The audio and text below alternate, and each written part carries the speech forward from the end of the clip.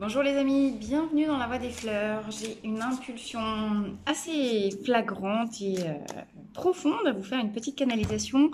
Maintenant, tout de suite, ce sera un message court qui se veut aussi une guidance intemporelle. Qu'est-ce que nous avons besoin d'entendre là, maintenant, tout de suite? Les conseils qui nous viennent de l'univers, de la vie qui coule en nous, des ambiances un petit peu générales. Encore une fois, si vous arrivez sur cette vidéo, c'est que peut-être vous avez une partie ou la totalité des messages qui vous sont destinés. N'oubliez pas de garder votre libre arbitre, de ne prendre que ce qui résonne pour vous. Ça reste général et intemporel, c'est-à-dire que ça vaut au moment où vous tomberez sur cette vidéo. Alors on y va tout de suite, les énergies du moment. Conseil, et ben voilà,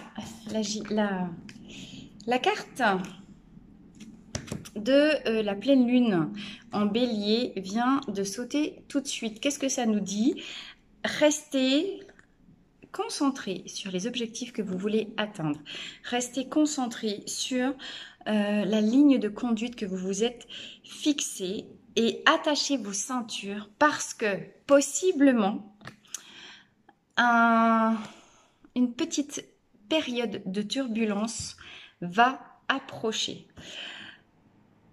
La pleine lune en bélier nous parle de, évidemment, pleine lune, par définition, on est dans des périodes d'exacerbation de la sphère émotionnelle, d'accord?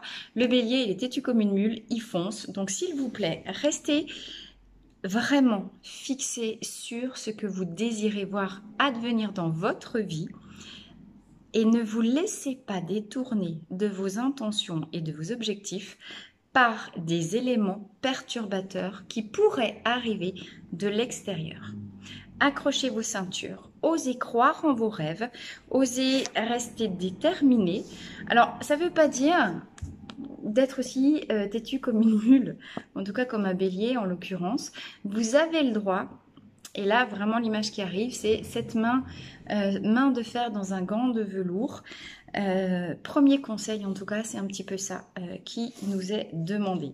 Comment vous faites preuve de diplomatie? Comment vous mettez votre langue dans votre poche? Parce que toutes les vérités ne sont pas bonnes à dire. N'essayez pas de défendre vos arguments. N'essayez pas de défendre votre position coûte que coûte. Parce que de toute manière, en face, si on a décidé... les dés sont déjà jetés. En face de vous, on a déjà jugé de votre comportement, de vos objectifs. C'est-à-dire que vous auriez beau déployer les plus beaux argumentaires, etc. C'est déjà fait. Soit on a décidé de vous accompagner, soit on a décidé que ce que vous vouliez, ça n'en valait pas la peine. D'accord?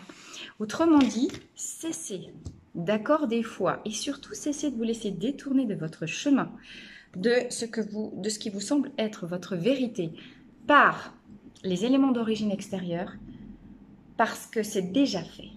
Et là, c'est vraiment le message qui descend.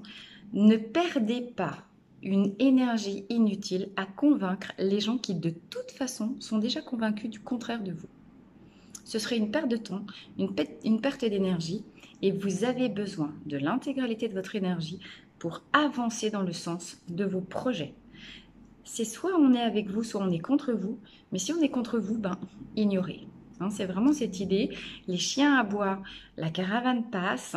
Ne vous laissez pas déstabiliser par ce qui vous détourne, ce qui cherche à vous attaquer, ce qui peut vous piquer, ce qui peut vous mordre.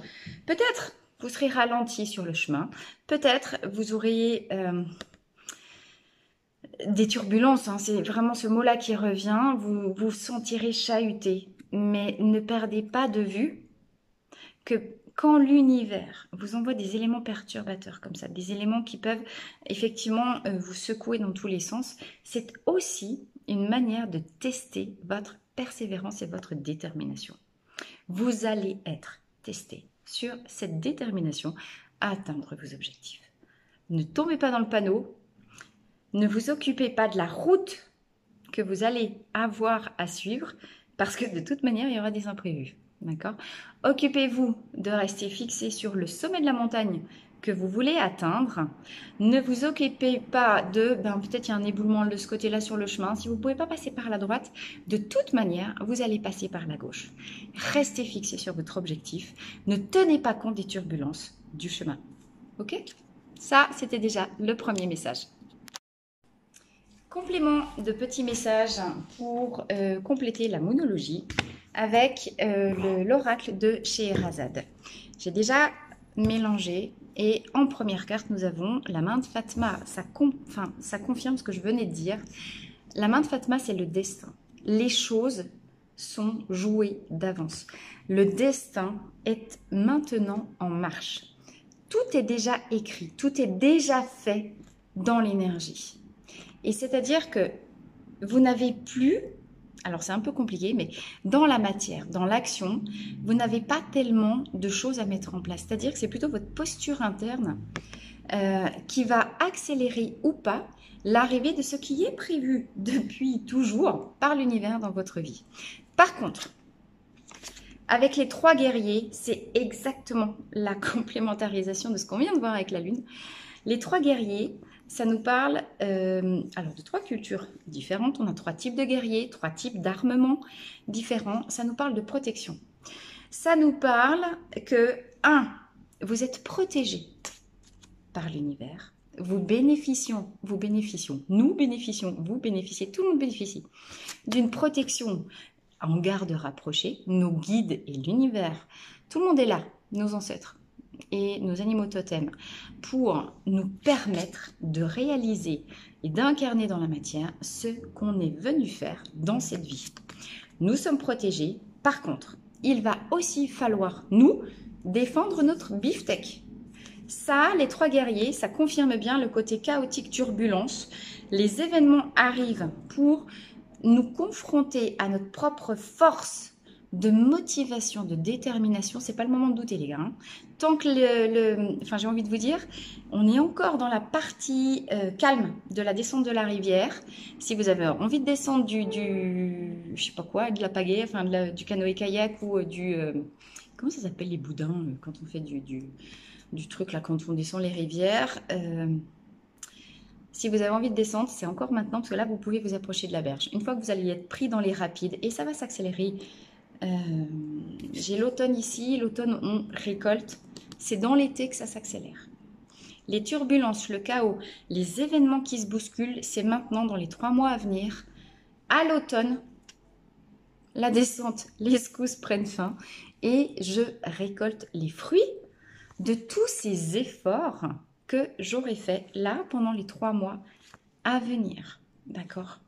Donc, restez clair sur votre position. Profitez du temps que vous avez maintenant pour réfléchir avec un niveau de vision beaucoup plus élevé à ce que vous voulez maintenant pour le prochain cycle, ça veut dire 9 ans, de votre vie. D'accord ? Globalement, les choses sont déjà faites. N'écoutez pas, encore une fois, vous commencez à connaître le discours par cœur. C'est pas avec le mental qu'on décide. Allez chercher la reconnexion à votre corps. Allez chercher les messages des réactions corporelles. Qu'est-ce que votre corps vous dit? Qu'est-ce qui met votre corps en joie? Quand vous avez des choix, face à quelle alternative est-ce que vous sentez que tout votre corps, bip, bip, bip, bip, bip, il fait votre effet bulle de champagne? D'accord? Parce que l'effet bulle de champagne dans le corps, je me sens plein de joie, d'allégresse et d'enthousiasme à aller dans ce sens-là. Ça, c'est votre vérité profonde, c'est le message de l'âme. Alors, dernier conseil des fleurs. Que nous disent les fleurs? Eh bien, j'en ai 2. Vous êtes les seuls responsables de ce qui vous arrive. N'allez pas faire votre petit syndrome de Calimero. Oui, mais moi, c'était pas ma faute, c'est pas ça que je voulais. Stop. Vous attirez... Pardon, je suis super cash, en fait. Je me rends compte que j'ai mon truc, mon débit, là, qui est en train de s'accélérer. Ce qui prouve bien que c'est plus tout à fait moi qui maîtrise. On nous parle ici, j'assume mes responsabilités, je comprends que ma colère et le sentiment d'injustice que je peux ressentir face à telle ou telle situation ne dépend que de moi. Parce que peut-être que j'ai pas été super claire sur la manière de m'exprimer. Peut-être que j'ai voulu faire mon fier en disant non, c'est bien, j'ai besoin de personne, je peux y arriver, etc. C'est faux. Tout ce que nous obtenons dans la vie est le résultat de la co-création. Nous n'avons jamais réussi à faire quoi que ce soit seul. Ce qu'on a appris, ça nous a été transmis par quelqu'un d'autre. Ce qu'on a besoin de recevoir comme message, c'est peut-être quelqu'un qui fait des vidéos. On a pu tomber sur des lectures, on a pu tomber sur des enseignants, on a pu tomber sur plein de trucs, une émission à la radio. Ce que nous apprenons, ce qui a déclenché nos réussites, ce qui a déclenché nos grandes idées, c'est à autrui qu'on le doit. Donc, on s'exprime.